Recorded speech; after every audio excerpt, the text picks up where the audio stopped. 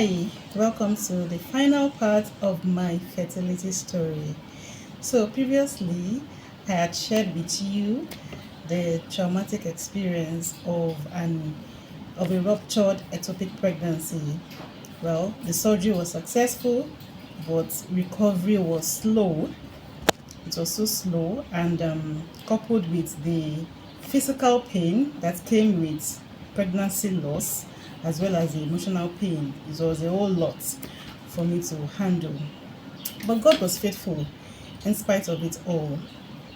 Um, 1 year after that, there was no pregnancy.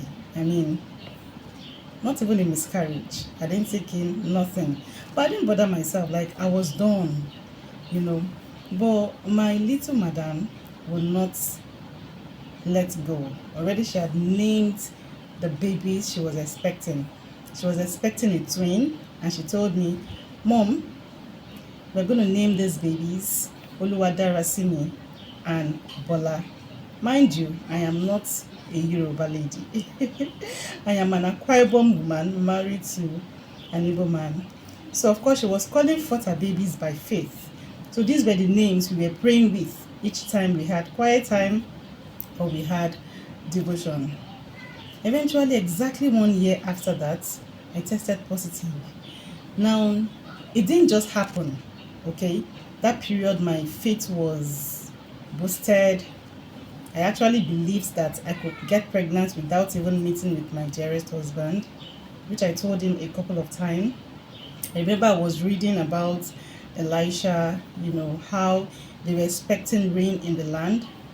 And over and again, he kept sending his servant Gehazi to go and check. But each time Gehazi came back, he came back with a negative report, to which the man of God kept telling him, go back and check until he saw something. So that was the passage I was praying with. That was what I held on to. I had several pregnancy strips that I kept testing over and again. I would test, it will come out negative. I wasn't deterred. I would just, it's coming. I would test again after some weeks or some months. It will still be negative. I'll test again until eventually I got a very faint line. It was so faint, but with that I was like, oh, finally I have my evidence. The pregnancy was riddled with its own challenges, but as usual, God's word kept me. You know, all through the journey, God was with me. He carried the pregnancy. At that point, it was during that period I lost my dear sister, but in spite of it all, God was faithful. Exactly 39 weeks after I had taken in, I delivered my miracle baby, my rainbow baby, through an elective cesarean operation. Oluwadarasimi came to me, and she is a testament that God answers prayers. She's a testament that God does not abandon his own, that what he said he will do, he is going to do it.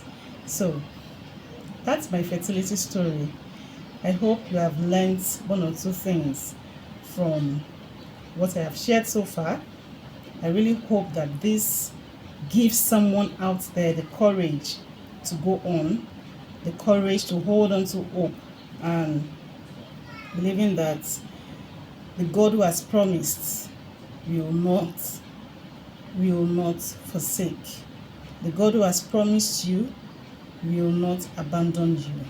Okay?